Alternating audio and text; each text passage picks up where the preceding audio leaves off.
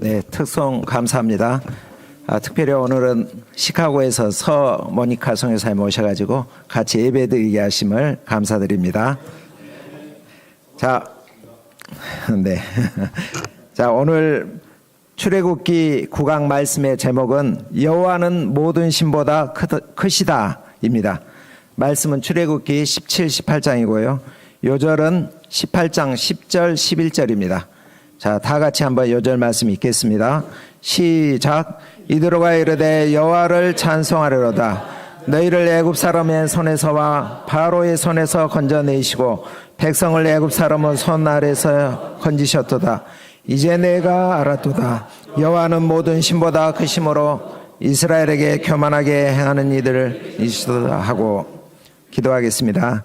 하나님 아버지, 이 시간 준비된 말씀이 성령으로 증거되게 하옵시고 우리가 겸손히 말씀을 성령으로 잘 받고 마음에 새길 수 있도록 도와주시옵소서. 예수님 이름으로 기도합니다. 아멘. 지난주 우리는 말씀을 통해서 홍해를 건너 광야 길을 가는 이스라엘에게 쓴물을 단물로 바꾸어 마시게 하시고 먹을 것이 없는 그들에게 만나와 메추라기를 공급하시며 이스라엘을 시험하시고 훈련하사 말씀대로 살아가는 하나님의 백성으로 키우시는 하나님을 배웠습니다. 오늘 말씀은 르비딤의 두 사건과 모세의 장인 이드로의 방문입니다. 17장은 르비딤에서 일어난 두 사건을 기록하고 있는데 아주 대조적입니다. 하나는 극심한 목마름의 고통 속에서 이스라엘 백성이 하나님이 그들 가운데 계신가 안 계신가 시험하고 다투는 내용이고요. 다른 하나는 아말렉과의 전쟁에서 하나님을 신뢰하고 동역하여 승리한 내용입니다. 18장은 모세의 장인 이드로가 찾아와서 하나님을 찬송하고 또 이스라엘의 행정 조직을 정비한 내용입니다. 자, 오늘 말씀을 통해서 이드로의 신앙 고백 가운데 나타나는 여호와 하나님이 누구신가 배우기를 기도합니다. 자, 우리 17장 1절을 다 같이 한번 읽어보겠습니다. 시작. 자손이 온 회중이 에서에 맹는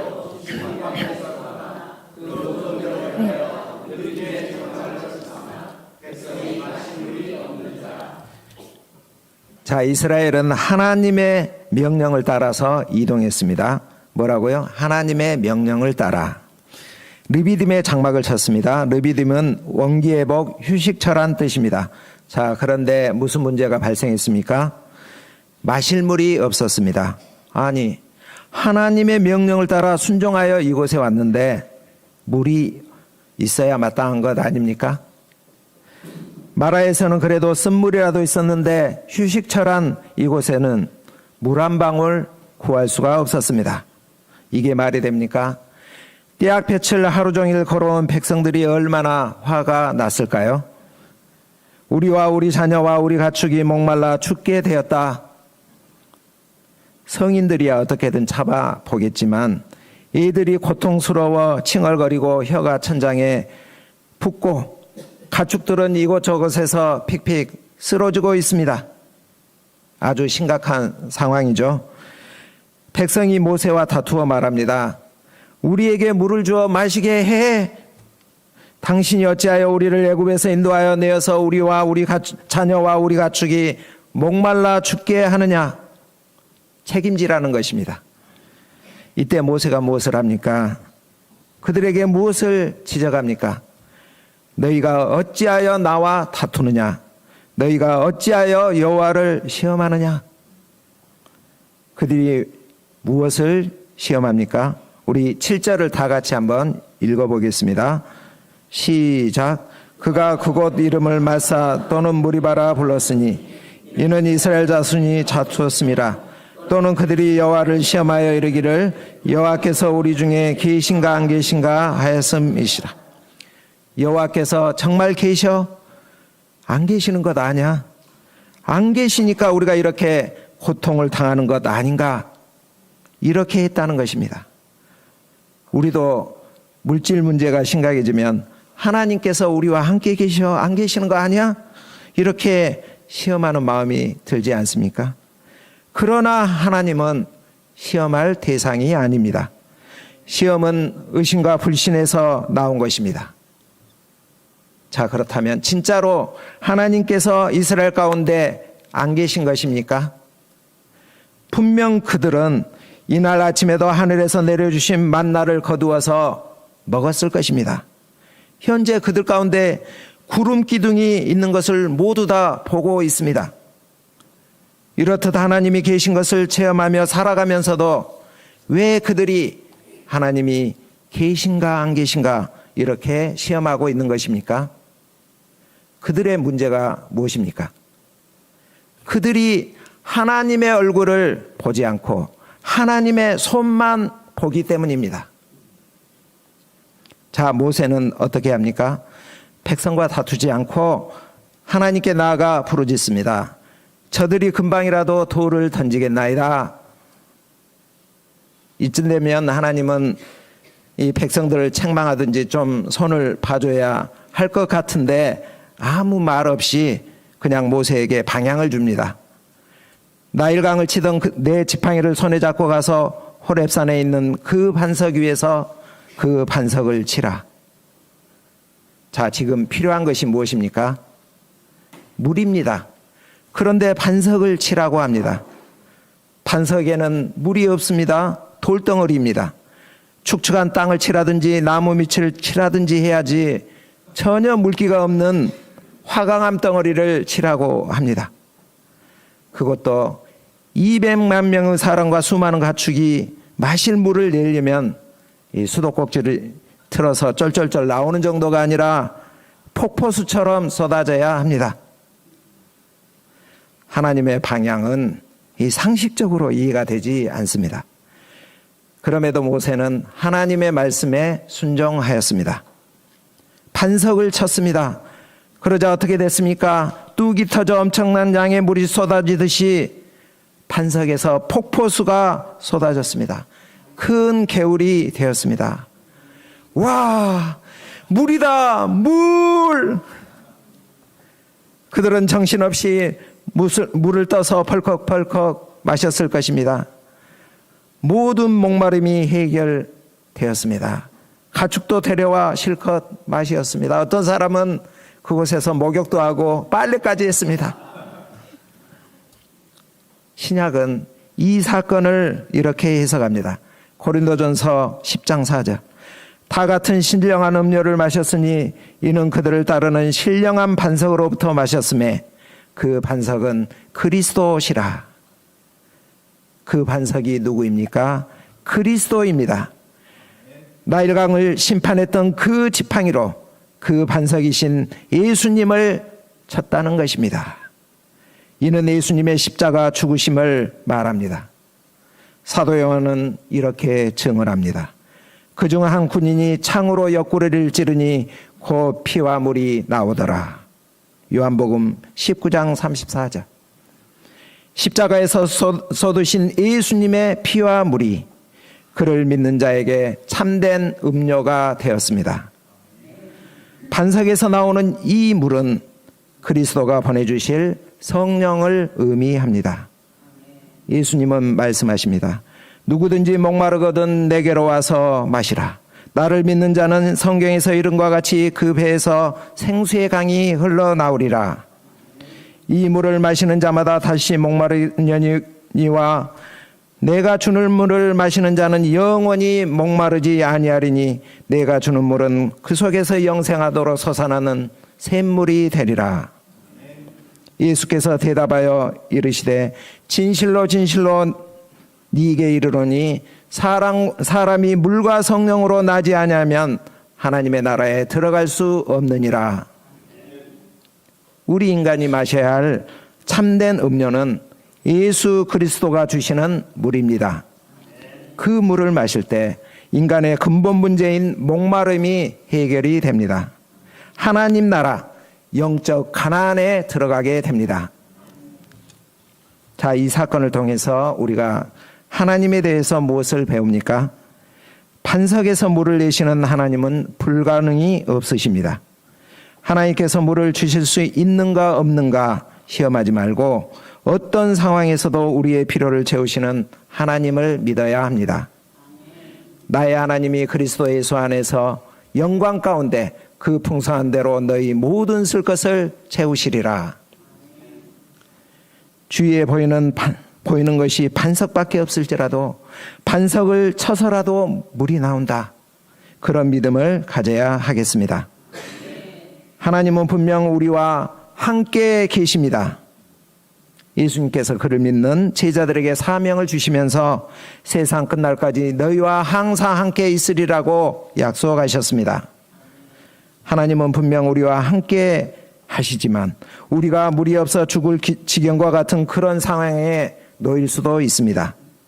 신약에 보면 제자들이 예수님과 함께 배를 타고 갈릴리 바다를 건널 때 예수님이 그들과 분명 함께 하셨지만 풍랑이 일고 배에 물이 차고 침몰할 그런 위험까지 가지 않았습니까? 이처럼 하나님이 우리와 항상 함께 하시지만 우리가 말씀을 따라 살지만 그럼에도 불구하고 고난이 닥칠 수 있습니다. 왜 하나님이 이것을 허락하시는가? 우리의 믿음을 연단시키시고 성장시키기 위함입니다. 또한 중요한 것은 그 가운데서 그리스도께서 이루신 복음을 머리만이 아니라 가슴까지 깨달아 알도록 하십니다. 세상에서 가장 거리가 먼 것이 머리와 가슴 사이라고 합니다. 이것을 하나님께서 이루시기 위해서입니다. 이스라엘이 르비딤에서 물을 마시고 휴식을 취하고 있을 때 어떤 일이 생깁니까? 8절을 우리 다 같이 읽겠습니다. 시작. 그때 아말렉이 와서 이스라엘과 르비딤에서 싸우리. 아말렉은 에서의 후손으로서 이 호전적인 그런 뜻을 가지고 있는 말입니다. 이 에서가 누구죠? 팥죽 한 그릇에 장자 명분을 팔아 유업의 축복을 거절당한 육신에 속한 대표적인 사람입니다. 민수기에 보면 아말렉은 민족의 으뜸이라고 이렇게 나옵니다. 요즘 말로 하면은 그 전쟁의 신과 같은 그런 족속이었습니다. 그들은 하나님을 두려워하지 않는다고 신명기에 나옵니다. 그들은 이스라엘이 행군하다가 뒤처진 사람들을 공격하였습니다. 아주 비열합니다. 모세는 여호수아에게 명령합니다. 아말렉과 싸우라. 여호수아 이름이 처음 등장합니다. 여호수아는 순종하여 군대를 소집하여 싸우러 갑니다. 생각해 보십시오. 이스라엘은 지금까지 전쟁을 치러본 적이 한 번도 없습니다. 또 변변한 무기도 없습니다. 농기구나 몽둥이 정도나 있을까요? 그들은 전혀 싸워본 경험도 없고 제대로 무장도 안 된 상태에서 나가서 싸워야 합니다. 이 전쟁의 신과 같은 아말렉과 싸우고자 할 때 얼마나 두려웠겠습니까? 이 본문을 보면 성경은 여호수아가 싸운 장면에 초점을 맞추지 않고 모세가 산 꼭대기로 가서 지팡이를 손에 붙들고 하늘 향해 든 장면에 초점을 맞추고 있습니다. 이 아론과 우리 함께 갑니다. 훌도 여기에서 처음 등장하는데 역사가 요세푸스는 모세의 누나 미리암의 남편이라고 이렇게 기록하였습니다. 이들이 함께 산에 올라갔는데 모세가 손을 들면 이기고 손을 내리면 졌습니다. 자, 손이 무엇을 의미합니까? 손, 힘을 상징합니다. 손을 이루어 하나님께 들었다. 이 말은 하나님을 붙든다, 하나님을 의지한다는 뜻입니다. 모세는 하나님을 붙들고 의지하는 그런 기도를 드렸습니다. 싸움은 산 아래 여호수아가 싸우는데 정작 승패는 산 위에서 났습니다. 모세가 손을 들면 이기고 내려오면 졌습니다. 모세의 팔이 피곤하여 내려올 때 아론과 우리 어떻게 합니까? 돌을 가져다가 모세 아래에 놓고 모세를 그 위에 앉게 하고 모세의 양쪽 팔을 붙들었습니다. 이 모세의 들린 손이 내려오지 않자 마침내 이스라엘이 아말렉을 쳐서 무찔렀습니다. 어떤 신학자는 이 상황을 이렇게 해석을 하였습니다. 여호수아가 싸우는 전쟁은 이기려고 하는 전쟁이 아니었다. 이김을 나타내는 전쟁이었다. 여호수아가 전쟁의 승패를 만든 것이 아닙니다. 산 위에 있는 모세에 의해서 결정이 되었습니다. 자, 이것이 의미하는 바가 무엇입니까? 예수 그리스도는 영적인 싸움에서 이기시고 하나님 보좌 우편에 앉아 우리를 위해서 기도하고 있습니다. 우리는 이미 이긴 싸움을 싸우고 있습니다. 우리가 싸우는 이 싸움은 이미 이겨놓은 싸움을 하고 있다는 것입니다. 우리가 믿음이 없으니까 질 것 같고 두렵고, 그런데 사실은 예수님께서 다 이겨놓으신 것입니다. 그러므로 우리가 이 세상에서 싸우는 영적인 싸움은 이미 이겨놓은 싸움을 싸우고 있음을 명심하고 승리의 확신 가운데 담대히 싸우라는 것입니다. 여호와께서 모세에게 이것을 책에 기록하여 기념하게 하고 여호수아의 귀에 외어 들리라고 하십니다. 여호수아는 산 아래에서 싸움에 열중하느라 산 위에서 무슨 일이 일어났는지 잘 모릅니다. 그래서 자기나 이스라엘이 잘 싸워서 이긴 것으로 생각하기가 쉽습니다. 여호수아야, 너 참 잘 싸웠어. 그런데 네가 잘 싸워서 이긴 것이 아니라 저 위에서 모세가 기도하고 아론과 훌이 동역하여 이긴 거야. 근본적으로 하나님께서 친히 싸워서 이긴 거야. 이것을 알도록 하라는 것입니다. 앞으로 여호수아는 가나안 정복 전쟁을 치러야 합니다. 그러므로 이것을 분명히 기억하고 알고 있어야 합니다. 이뿐이 아닙니다. 치열한 전쟁을 치르고 있는 현 시대를 살아가는 우리에게 우리가 들어야 할 싸움에서 이기는 방법, 손자병법이 아니라 모세병법입니다. 그 내용은 첫째, 여호수아의 칼날로 물질렀다는 것입니다. 즉 말씀으로 마귀를 대적하라는 것입니다. 둘째, 기도로 싸우라. 셋째, 동역하라. 넷째, 하나님께서 이기게 하신다. 자, 15, 16절을 읽겠습니다. 15, 16절 시작.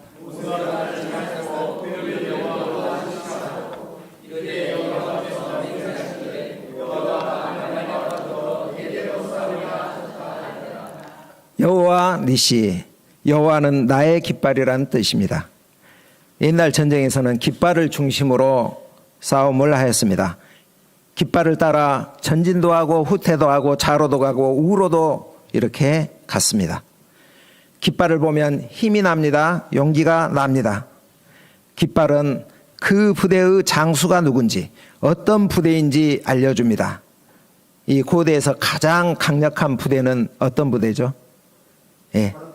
스파르타. 이제 여러 부대가 있는데 철기군이 굉장히 강력한 군대였습니다. 그래서 철기군의 이 깃발을 보면 모든 사람들이 두려워 떨었습니다. 그런데 여호와니시, 여호와가 깃발이 되었다는 것입니다. 세계 최강 애국 군대와 싸우셔서 홍해 수상시킨 하나님께서 이스라엘의 사령관이 되어 아말렉과 싸웠다는 것입니다.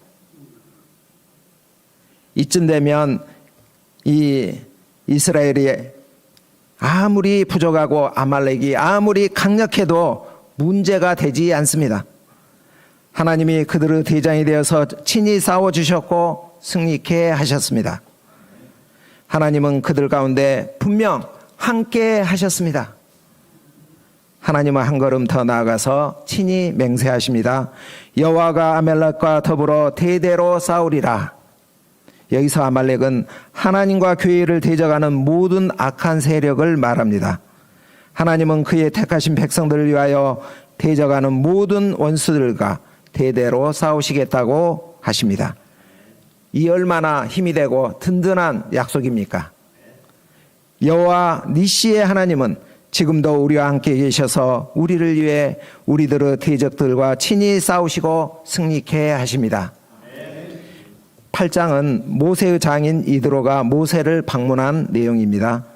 이드로는 뭐라고 그랬죠? 미디안 제사장이라고 나옵니다. 그는 미디안의 수호신을 섬기는 대제사장으로서 당시의 모든 근동 사람들이 그랬던 것처럼 다신론적 세계관을 가지고 있었을 것입니다. 다신론적 세계관이 무엇인가? 이 모든 나라마다 각각 그들을 지켜주는 수호신이 하나씩 있어서 그 신의 능력에 따라서 그 나라와 민족의 역량과 운명이 결정된다는 그런 생각입니다. 이드로가 모세와 이스라엘의 출애굽 사건의 소식을 들었습니다. 그리고 모세를 찾아왔습니다. 모세의 아내와 두 아들 게르솜 엘리에셀을 데리고 왔습니다. 출애굽기 4장에 보면 피남편 사건이 나옵니다. 모세의 아들이 할례를 받지 않아서 노중에서 여호와께서 모세를 죽이려고 합니다. 그때 모세의 아내 십보라가 아들의 표피를 베어 모세의 발 아래 둠으로써 남편의 목숨을 건집니다. 그 사건 이후 아내와 두 아들은 장인에게 돌려보내진 것으로 봅니다. 아무튼 장인이 헤어졌던 모세의 아내와 두 아들을 데리고 왔습니다. 모세는 나가서 공손하게 장인을 맞아 절하고 입맞추고 문안하고 함께 장막에 들어갑니다. 모세는 예전에 미디안에서 양이나 치던 그런 목동인 그런 사람이 지금 아닙니다. 200만 명이나 되는 민족의 수장으로서 권세가 있습니다. 하지만 그는 자기 장인에게 깍듯이 이렇게 대합니다. 자기 장인이 어떻습니까? 이디안 제사장, 이방인의 제사장입니다. 자기가 하나님을 믿고 또 믿음을 많이 체험했습니다. 그러면은 자기 장인 미디안 제사장을 무시하기 쉬운데 그렇게 하지 않습니다. 우리가 신앙의 연륜이 쌓일수록 어깨에 힘이 들어가거나 남을 가르치려고 하기가 쉽습니다. 그러나 그것보다 예절을 잘 지키고 어른을 공경하고 기본적인 관계성을 잘 맺고자 해야 합니다. 제가 치대를 졸업하고요, 군의관 훈련을 받기 위해서 영천에 있는 삼사관학교에 들어갔습니다. 그곳에서 교육을 받는데 이 군 목사죠. 군 목사와 군 신부, 군 스님이 2시간씩 이렇게 교육을 시켜주셨습니다. 저는 나이가 지긋한 군 스님에게 그 강의를 들으면서 감명을 받았습니다. 이상하죠? 어떤 내용인가 한번 들어보십시오. 군사관학교에 보면은 거기 삼사관학교에서는 기독교, 천주교 절이 이렇게 나란히 이렇게 건물이 붙어 있습니다. 어느 날 젊은 군목이 이제 부임을 해가지고 이 스님을 찾아왔습니다. 그리고 젊은 군목이 공손한 자세로 이 스님에게 잘 부탁드립니다. 이렇게 절을 하고 대화를 나누었습니다. 그러던 중에 이제 젊은 군목이 스님에게 이런 이야기를 했습니다. 스님을 보니 부처님을 보는 것 같습니다. 그러니까 스님이 너무 기분이 좋아가지고 답을 했습니다. 어떤 답을 했을까요? 목사님을 보니 예수님을 보는 것 같습니다. 스님은 이 젊은 목사를 보면서 기독교에 대해서 되게 좋은 인상을 받았다고 이렇게 저희들에게 이야기를 해 주었습니다. 저는 이 강의를 들으면서 아무리 불신자이고 다른 종교를 믿는 사람이라고 할지라도 무시하지 않고 겸손한 자세로 잘 듣고 존중하는 태도를 가져야 한다는 것을 배웠습니다. 특히 우리가 나이 든 사람을 존경하고 예의를 잘 지키기를 바랍니다. 8절을 보겠습니다. 8절 다 같이 읽겠습니다. 시작. 이스라엘 위하여 바로와 애굽 사람에게 하신 모든 일과 길에서 그들이 행한 모든 고난과 여호와께서 그들을 구원하신 일을 다 그 자녀에게 말하며 애굽에 10가지 재앙을 내리신 일 출애굽시킨 일, 고난 중에 홍해를 가르시고 육지같이 건너게 하시고 애국 군대를 수장시킨 일, 광야를 거닐 때 하늘에서 만나를 내리시고 반석에서 물을 내신 일, 방금 아말렉과의 전쟁에서 승리케 하신 일 등 하나님께서 하신 일들을 모세가 감동적으로 장인 이드로에게 증거했습니다. 이에 이드로가 기뻐하며 여호와를 찬송합니다. 요절 말씀인데 10절과 11절을 다 같이 읽겠습니다. 시작. 이드로가 이르되 여호와를 찬송하리로다. 너희를 애굽 사람의 손에서와 바로 손에서 건져내시고 백성을 그 애굽 사람들의 손 아래서 건져 이제 내가 알았도다. 여호와는 모든 신보다 그 심으로 이스라엘에게 하는 이들. 11절 이제 알았도다. 이드로가 이제 알았다는 것입니다. 그동안은 피상적으로 여호와 하나님을 알았는데 진짜 알게 되고 믿게 되었다는 것입니다. 여호와는 모든 신보다 크심으로 이스라엘에게 교만하게 행하는 그들을 이기셨도다. 여호와는 모든 신보다 크시도다. 이 고백은 여호와가 참 신이며 가장 위대한 신이라는 말입니다. 자, 그의 이 고백이 중요하게 다루어지는 이유가 무엇입니까? 그가 여호와를 믿는 최초의 이방 개종자가 되었기 때문입니다. 그의 이 고백이 그는 이 미디안 제사장으로서 지도자급 인사입니다. 범신론자입니다. 이랬던 그가 여호와를 만났습니다. 번제물과 희생제물을 하나님께 가져와서 제사를 드립니다. 이 행동은 여호와를 믿는다는 표시입니다. 그리고 아론과 이스라엘 모든 장로들과 함께 하나님 앞에서 떡을 먹습니다. 식탁 교제를 나눈다는 것은 이스라엘과 친밀한 관계, 가족 관계가 되었다는 것을 말합니다. 하나님께서 이스라엘을 택하시고 출애굽시키시고 구원하신 이유가 무엇입니까? 이스라엘만을 구원하기 위함이 아닙니다. 출애굽기 9장 16절에서 내 이름이 온 천하에 전파되게 하려 하였노라고 하셨습니다. 많은 이방인들이 이스라엘 공동체에 들어오게 하시는 것이 하나님의 최종 목적입니다. 그 첫사람이 바로 이드로입니다. 그는 참으로 겸손합니다. 복음을 듣고서 믿었고 여호와를 찬송하였습니다. 애굽의 바로 왕은 어떠했습니까? 여호와 하나님께서 10가지 재앙을 내리시는 것을 보고 또 당하고서도 회개하지 않고 여호와를 경외하지 않았습니다. 또 이스라엘 백성은 하나님을 아는 것 같은데 조금만 어려움이 닥치면 불평합니다. 하나님의 보호하심과 공구하심과 수많은 기적을 체험하고서도 하나님이 계신가 안 계신가 시험하지 않습니까? 민수기에 보면 그들이 10번이나 하나님을 시험했다고 나옵니다.